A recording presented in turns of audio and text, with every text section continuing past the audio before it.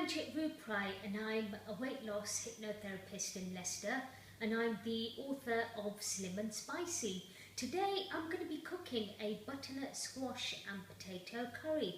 So here are my ingredients. I have a thumb-sized piece of ginger, some garlic that's homegrown, fresh from my mother's garden, and half a chilli. I don't want it too spicy.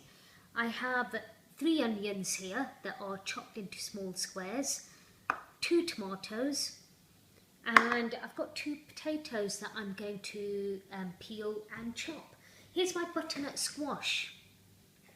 It's been peeled and diced into kind of thumb-sized pieces, bite-sized pieces. Here's some turmeric, I'm going to be using that, and some cumin seeds. And here's some garam masala. This is what my mother made at home. All of these ingredients can be bought in most supermarkets. All my spices can be stored in airtight containers and can be kept for a long time. So I'm just going to move over to the cooker now.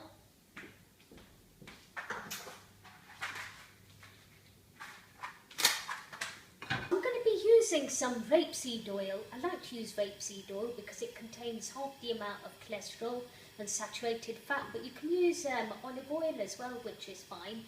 So I'm going to add a couple of tablespoons, and I'm going to let that heat through for a few seconds. And now I'm going to add my onions. That's 3 onions. They go straight in the pan, and I'm going to add my chilli, garlic and ginger.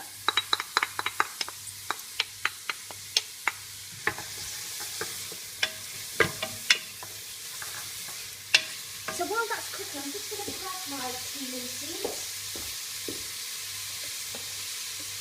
I'm going to add about half a teaspoon of cumin seeds.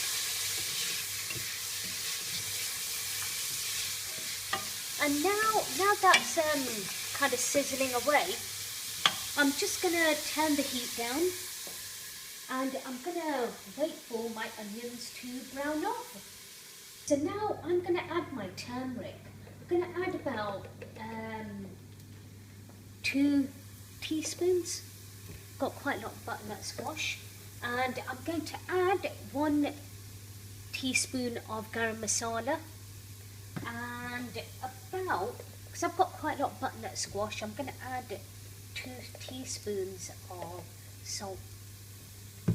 So I'm going to let my spices cook through. They might start to stick ever so slightly, but it doesn't matter, and I'm going to cook that through for about 2 to 3 minutes or so. It's been about 2 or 3 minutes for my spices to cook through. Now I'm going to add my 2 chopped tomatoes. There you go. So I'm just going to leave that for about 5 minutes or so. So my tomatoes, they've been cooking through for about 5 to 7 minutes or so.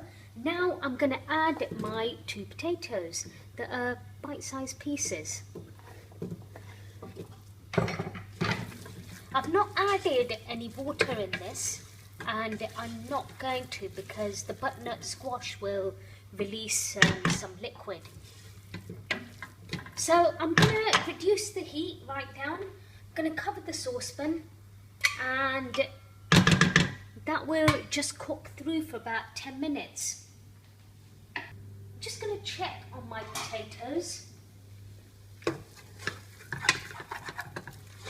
So all my spices and tomato, garlic, onion, ginger, cumin seeds have been covered with the potatoes. I've just got it on a very low heat. And now I'm going to add my butternut squash. I have quite a lot here. So I'm just going to mix it all up. And once I've mixed it all up, I'm going to sort of cover up the saucepan. And the butternut squash will let off quite a lot of fluid shortly, so just gonna reduce the heat, cover the saucepan, and it's better just to keep on checking. You're aiming at kind of getting the butternut squash quite squidgy, and the potatoes you want them cooked through nicely.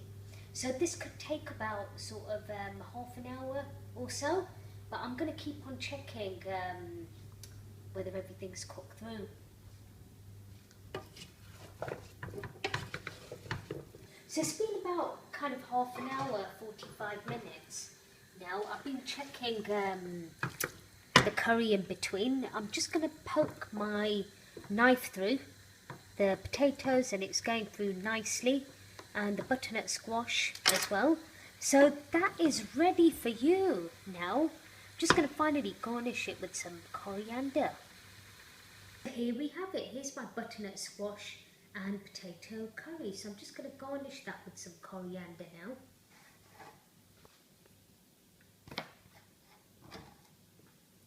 There we go. Thank you for watching. My recipes are available in my book Slim and Spicy. This recipe actually has about 244 calories and about 2.4 grams of fat. Thank you.